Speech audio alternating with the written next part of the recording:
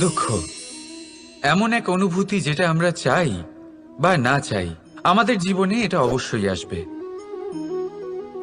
আমাদের মনকে বিব্রত করে তুলবে, আমাদের মনকে বিচলিত করে তুলবে। কখনো ভেবে দেখেছেন এই দুঃখ আমাদের জীবনে কেন আসে, কিভাবে আসে? যদি আপনি মন দিয়ে চিন্তা করেন তাহলে আপনি বুঝতে পারবেন যে এই দুঃখের অনুভূতি পরিস্থিতির থেকে বেশি মানসিকতার থেকে বেশি আশেপাশের লোকজনের সাথে জড়িয়ে। কারণ আশেপাশের লোকজনেরাই আপনার জন্য পরিস্থিতি তৈরি করেন, যা ভালোও হতে পারে আবার খারাপও। আপনার আশেপাশের লোকজনেরাই আপনার মানসিকতাকে প্রভাবিত করে, হয় তাকে ভালো করে অথবা খারাপ করে। আমাদের জীবনের অর্ধেক দুঃখ এই কারণে যে আমরা তাদের উপরে আশা রাখি যাদের ওপরে কোনো আশা রাখা উচিত নয়, আর অর্ধেক দুঃখ এই কারণে যে আমরা তাদের উপরে সন্দেহ করি যাদের ওপর সেটা করা উচিত নয়। তাৎপর্য এটাই যে মানুষকে চেনার চেষ্টা করতে থাকুন। যেদিন আপনি এটা বুঝে যাবেন যে কে সুজন আর কে দুর্জন, সেই দিন এই দুঃখ আপনার জীবন থেকে দূরে কোথাও চলে যাবে। রাধা রাধা। কিছুদিন আগে আমরা কথা বলেছিলাম যে আমাদেরকে নিজেদের বিবেকের সাহায্যে সুজন আর দুর্জনকে চিনতে শিখতে হবে। কিন্তু কিভাবে চিনব? কি গুণ থাকে তাদের? সুজন কি সে যে আস্তিক হয়, যে ঈশ্বরকে বিশ্বাস করেন, যে তাকে ভয় পান? নাকি দুর্জন সে যে ঈশ্বরকে বিশ্বাস করেন না, তাকে ভয় পান না, শুধুমাত্র নিজের কাজ করে যান? আপনাকে বলে দিই, এই সুজন না তো আস্তিক হয় আর না তো নাস্তিক, তারা বাস্তবিক হয়। তাহলে আসুন আর বাস্তবিকতাকে চিনুন আর জীবনে শুধুমাত্র আনন্দ লাভ করুন। আর আমার সাথে ভালোবেসে বলুন রাধা রাধা। কখনো আপনি কোনো কুমোরকে দেখেছেন যারা মাটির পাত্র বানায়? প্রথমে সে ভিজে মাটি মাখে, তারপর তাকে গড়ে, তারপর তাকে চাকায় দিয়ে সঠিক আকার দেয়। যদি আকার ঠিক না হয় তা তক্ষুনি ঠিক করে দেয়, কারণ সে এটা জানে যে একবার এটা আগুনের তাপে দিয়ে দিলে, একবার এটা শুকিয়ে গেলে তারপরে এর আকার কখনোই বদলানো যায় না। এখানে লুকিয়ে আছে একটা শিক্ষা, সমস্ত মাতা পিতার জন্য একটা শিক্ষা। মাতা পিতাও তো এরকমই হন, তাদের নিজেদের সন্তানকে সঠিক সময় মতো শ্রেষ্ঠ শিক্ষা দেওয়া উচিত। মাতা পিতা যেন কখনো তাদের বিধাতা না হতে চান, কিন্তু প্রতিটা মুহূর্তে সবসময় চেষ্টা করুন তাদের সঠিক পথ দেখানোর। কখনো কোমলতা দিয়ে, কখনো ভালোবাসা দিয়ে, আর কখনো কঠোর হয়ে তার জীবনকে, তার ব্যক্তিত্বকে আকার দেওয়ার চেষ্টা করুন। কারণ যেমন মাটি একবার শুকিয়ে গেলে তারপর সেই পাত্রের আকার বদলানো যায় না, ঠিক সেইভাবেই আয়ুর বৃদ্ধির সাথে সন্তানের শিক্ষা কখনোই বদলানো যায় না। তা মনে রাখবেন। রাধা রাধা। নদী হোক বা সাগর হোক, নৌকা আমাদের এটা পার করতে সাহায্য করে। এই নৌকা কখনো কখনো ডুবেও যায়। এবারে এখানেই লুকিয়ে রয়েছে একটা শিক্ষা। অটল জলে এই নৌকা থাকে, তবুও ডুবে যায় না। এটা তখন ডুবে যায় যখন সেই জল নৌকায় প্রবেশ করতে থাকে। যখন জলের স্তর আস্তে আস্তে নৌকায় বেড়ে যায়, তখন নৌকা ডুবে যায়। এবার এটা আমাদের সাথেও হয়। বাইরের সমস্ত সমস্যা, সমস্ত বিপদ, সমস্ত সংকট, সমস্ত দুঃখ, এই সব আমাদের ততক্ষণ ভাঙতে পারে না যতক্ষণ না আমরা এদের আমাদের অন্তরে প্রবেশ করতে দিই। একবার এরা প্রবেশ করে গেলে আমরা ভেঙে গড়িয়ে যাব, ডুবে যাব। এই মনে আগেই প্রেম আর বিশ্বাস ভরে ফেলুন। জীবনে যত বড় বিপদই আসুক না কেন, আপনাকে কখনো ভাঙতে পারবে না।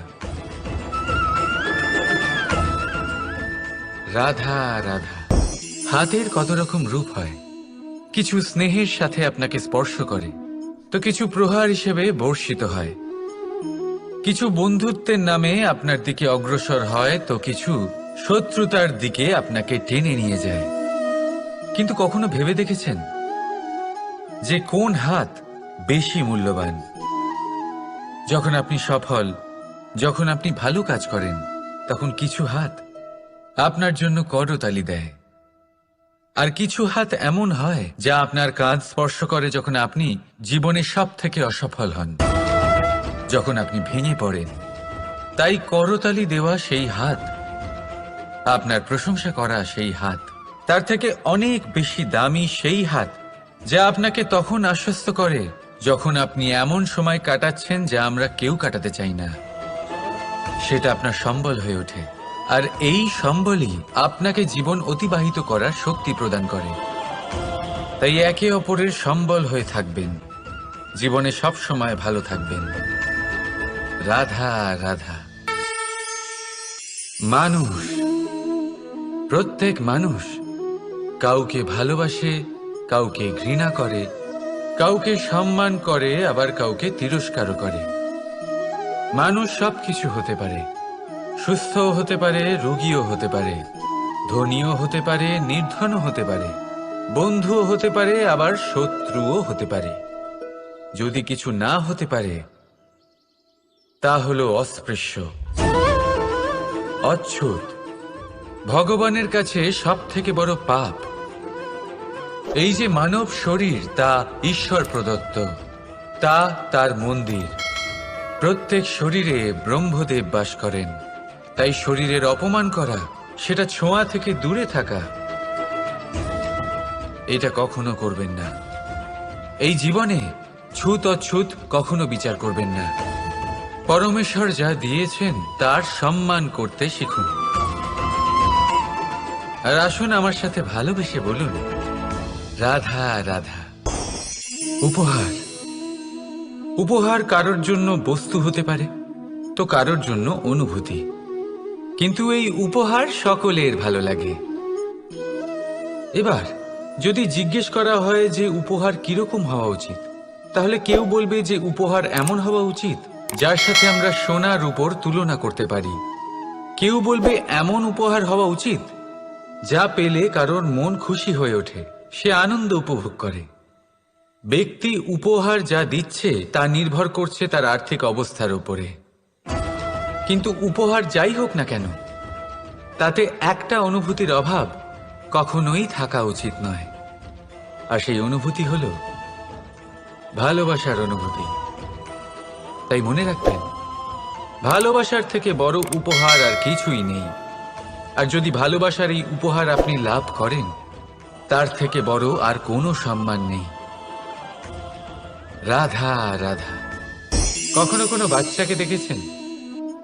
কত কিছু ঘটতে থাকে তার জীবনে। শৈশব থেকে বেড়ে ওঠা অবধি অসংখ্য অনুভূতি অনুভব করে সে। কখনো পড়ে যায়, কখনো আহত হয়, কখনো জ্ঞান লাভ করে, কখনো কষ্ট সহ্য করে, তো কখনো আনন্দ উপভোগ করে। কিন্তু মনে রাখে সে শুধুমাত্র আনন্দের মুহূর্তগুলি। এবার শুধু একবার আপনার জীবনের প্রারম্ভের দিকে তাকিয়ে দেখুন, আপনার শৈশবে তাকিয়ে দেখুন। আপনি দেখবেন বেশিরভাগ যেসব স্মৃতি আপনার মনে আছে সেগুলি সমস্ত ভালো মুহূর্তের, খারাপ মুহূর্তের নয়। সেই জন্য শৈশব সব থেকে সুখী হয়, এতে নিশ্চিন্ত থাকা যায়। সেই জন্য আজ আপনি যতই বড় হয়ে উঠুন না কেন, খারাপ স্মৃতি, খারাপ ঘটনা সব ভুলে যাওয়ার চেষ্টা করুন। একবার খারাপ ঘটনা ভুলে যাওয়ার অনুভূতি আপনার হয়ে গেলে তখন মনে রাখবেন, যতই কঠিন পরিস্থিতির মুখোমুখি আপনাকে হতে হোক, তার মোকাবিলা করতে আপনি সক্ষম। রাধা রাধা। উৎসব, পুজো, পার্বণ আমাদের জীবনে উল্লাস ভরে দেয়। এবার দীপাবলির উৎসব এসেছে। আপনি কখনো ভেবেছেন যে এইসব উৎসব যেমন গুরু পূর্ণিমা, দোল, রাখি বন্ধন, এইসব পূর্ণিমার দিনে অনুষ্ঠিত হয়, যখন চাঁদ আকাশে পুরোপুরিভাবে দেখা যায়।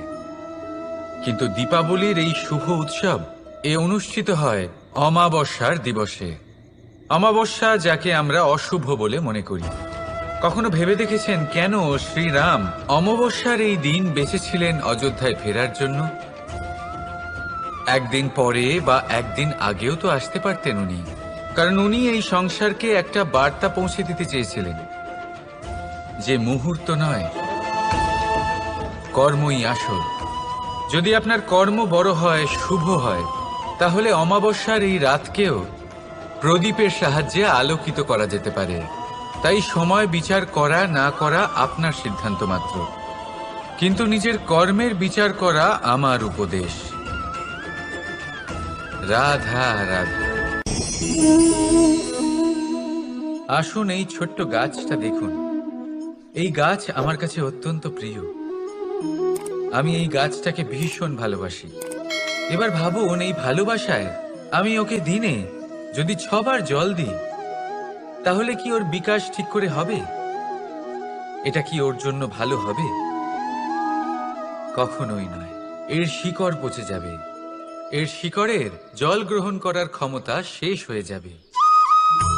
তাহলে কি করা দরকার? দরকার হলো একে সঠিক মাত্রায় জল দেওয়া।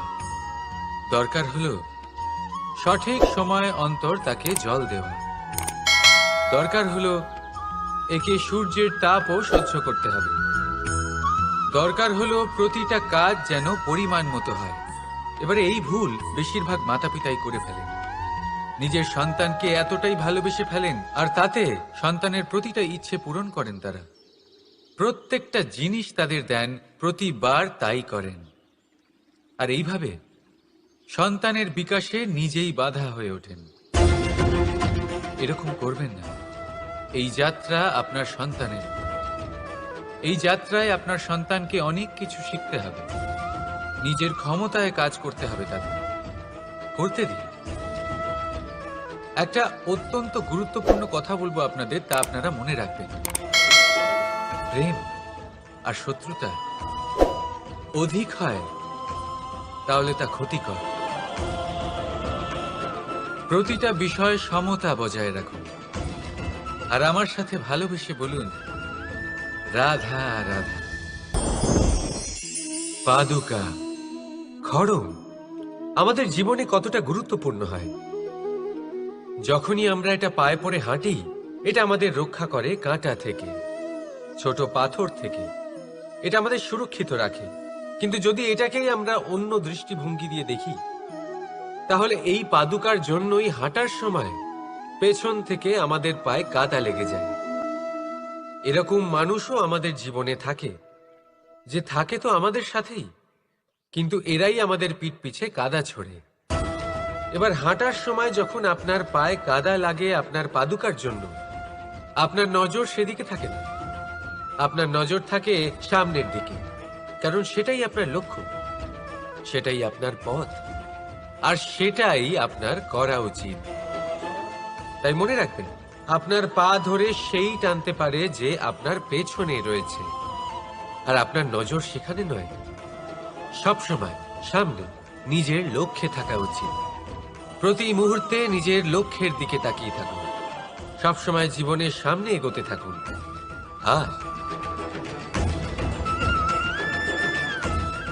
রাধা রাধা। মানুষ এক সামাজিক প্রাণী। সমাজে ঘোরাফেরা করে, অন্য মানুষ খুঁজে বেড়ায়, সম্পর্ক তৈরি করে, সেটাকে গড়ে তোলে, সুখ দান করে, সুখ লাভ করে, নিজের দুঃখকে কম করে। কিন্তু একটা জিনিস সে বোঝে না, কোন ব্যক্তি আপন আর কোন ব্যক্তি পর। দেখুন, আপন সে নয় যে সুখের সময় আপনার সাথে থাকে। আপন সে যে দুঃখের সময়ে শুরু থেকে শেষ অবধি আপনার সঙ্গে থাকে। তাই খেয়াল রাখবেন, সুখের সময় যে আপনার সাথে থাকে তারা সেই ব্যক্তিগণ যাদের আপনি পছন্দ করেন।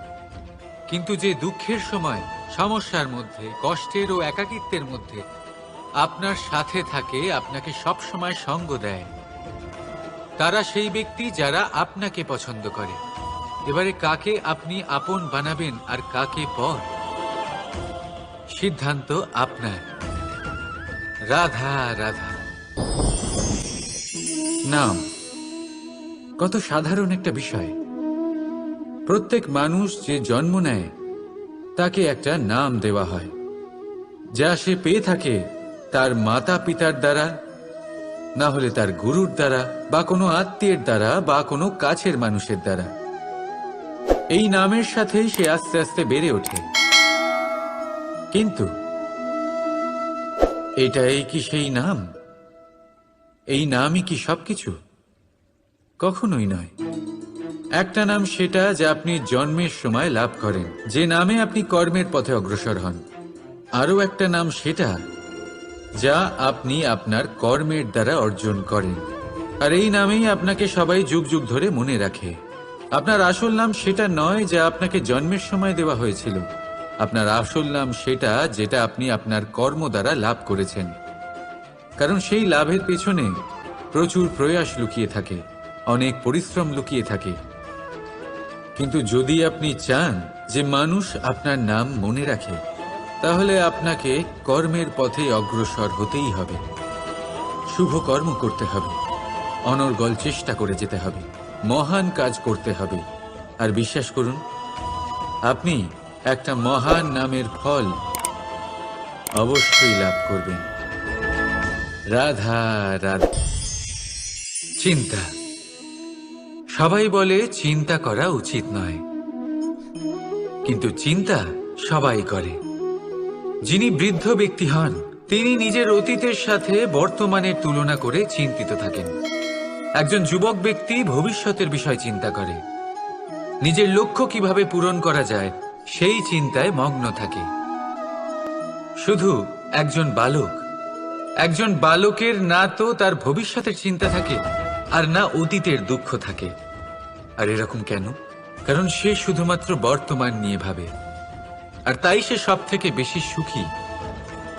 তাই মনে রাখবেন, যদি আপনি আপনার বর্তমানের বিষয়ে ভাবেন, তাতে বাঁচেন, সেটাকে ঠিক রাখেন এবং সেটাকে আরো ভালো করে তোলেন, তাহলে আপনার অতীত আর আপনার ভবিষ্যৎ আপনা থেকেই ঠিক হয়ে যাবে। আসুন আমার সাথে ভালোবেসে বলুন, রাধা রাধা। মানুষের কত রকম অনুভূতি হয়, কিন্তু সে সেটাই করে যেটা সে আজ অবধি করে এসেছে। আর এটাই তার সব থেকে বড় ভুল। আপনাকে যদি উদাহরণ দিই, তাহলে একটা গোয়ালা যে ছোটবেলা থেকে একটাই কাজ করেছে, গরুকে চড়িয়েছে, দুধ বের করেছে, সে সারা জীবন সেটাই পাবে, শুধু দুধ। কিন্তু ভেবে দেখুন, যখন এই দুধ কোনো ময়রার কাছে যায়, তখন সে সেটা দিয়ে মালপোয়া বানায়, মাখন বানায়, বিভিন্ন রকমের সুস্বাদু মিষ্টি বানায়, ঘি বানায়। সে বড় কিছু করে, তার বদলে সে বড় কিছু পায়। তাই মনে রাখবেন, যদি আপনি সেটা করেন যেটা আপনি সব সময় করে এসেছেন, তাহলে আপনি সেটাই পাবেন যা আপনি আজ পর্যন্ত পেয়ে এসেছেন। নতুন কিছু করার চেষ্টা করুন, আলাদা কিছু করার চেষ্টা করুন, নিজেকে বদলানোর চেষ্টা করুন, নিজেকে প্রস্তুত করুন, নতুন কিছু করুন। তাই মনে রাখবেন, যদি আপনি এমন কিছু করেন যা এর আগে কেউ কখনো করেনি, তাহলে আপনি এমন কিছু পাবেন যা এর আগে কেউ কখনো পায়নি। তাই নতুন উপায়, নতুন চেষ্টার দ্বারা নতুন কর্মের পালন করুন। নতুন চিন্তা নিজের ভেতরে জাগ্রত করুন, কারণ এই চিন্তাই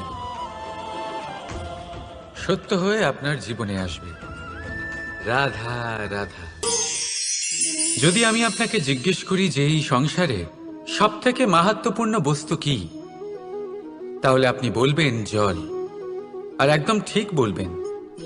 কিন্তু কোন কারণে? এই জন্য যে সে আমাদের জীবন দান করে? এই জন্য যে সে আমাদের তৃষ্ণা মেটায়? নাকি এই জন্য যে আমাদের দৈনিক কাজ থেকে শুরু করে আমাদের মৃত্যু অবধি কাজে আসে, সব কাজে আমাদের সাহায্য করে? না, এর পেছনে একটা কারণ হলো জলের প্রকৃতি। ভেবে দেখুন, সমুদ্রের এই জল সূর্যের তাপ সহ্য করে বাষ্পীভূত হয়, তারপর উপরে গিয়ে মেঘে পরিণত হয়, তারপর সেই মেঘ রূপে প্রবাহিত হয়ে কোনো পর্বতের সাথে ধাক্কা খেয়ে বর্ষা হয়ে এই পৃথিবীতে বর্ষিত হয়। আর এই পৃথিবীর ধূলিকণা এর মাটিকে নিজের মধ্যে ধারণ করে। মানুষের দ্বারা, অন্য প্রাণীর দ্বারা যে ময়লা ছড়িয়ে পড়েছে তাকে নিজের মধ্যে ধারণ করে, আর তারপর ফের অগ্রসর হয়ে পড়ে সমুদ্রের দিকে, সমুদ্রে মিশে যায়। কিন্তু তবুও আবার বাষ্পীভূত হওয়ার সময় সেই ময়লাকে সে সেখানেই ফেলে যায়, সেই ময়লাকে নিজের সাথে নিয়ে যায় না। ব্যাস, এটাই জলের প্রকৃতি, যা তাকে মহান করে তোলে। আপনিও আপনার জীবনে আপনার কর্ম করুন, মহান কর্ম করুন, ভালোভাবে করুন, কিন্তু সেই কর্মের সাথে যে অহংকার আসে সেটা নিজের মধ্যে প্রবেশ করতে দেবেন না। তার থেকে ওপরে উঠুন। আপনি নিজেকে জলের মতো হালকা অনুভব করবেন। রাধা রাধা। এই সংসারে যেই জন্মগ্রহণ করে কিছু না কিছু অবশ্যই শেখে, এবং তার জন্য থাকে তার গুরুর অবদান। এবার এই গুরু কে হবেন তা আমরা নির্বাচন করি। হয়তো তিনি আমাদের মাতা পিতা হতে পারেন, হয়তো বন্ধু হতে পারেন, হয়তো দাদাও হতে পারেন, আদর্শ হতে পারেন, বা হয়তো গুরুকুলের শিক্ষাকর্তা গুরুও হতে পারেন। এবার সংসারের এমন কিছু জিনিস আছে যা জগতের কোনো গুরুই শেখাতে পারবেন না, তা আপনাকে সময় শিখিয়ে দেবে। কারণ এই সংসারে সময়ের থেকে বড় গুরু আর কেউ হয় না। এবার সময় আর গুরুর মধ্যে একটা সাদৃশ্য আছে আর একটা তফাতও আছে। সাদৃশ্য হলো যে সময় আর গুরু দুজনেই আপনাকে শেখায়। তফাতেই যে গুরু প্রথমে আপনাকে শিক্ষাদান করে, তারপর আপনার পরীক্ষা নেন। সময় প্রথমে আপনার পরীক্ষা নেয়, তারপর আপনাকে শিক্ষা দেয়। এবার শিক্ষা লাভ করে পরীক্ষা দেওয়া আর পরীক্ষা দিয়ে শিক্ষা লাভ করা এই দুই ভিন্ন বিষয়। আর সব সময় মনে রাখবেন, এই সময়ের থেকে আপনি যা শিক্ষা লাভ করবেন তা সব সময় যত্ন করে আপনার কাছে রেখে দেবেন। কারণ সময়ের থেকে বড়, সময়ের থেকে দামি, সময়ের থেকে অত্যন্ত আধুনিক আর কোনো গুরু নেই। রাধা রাধা।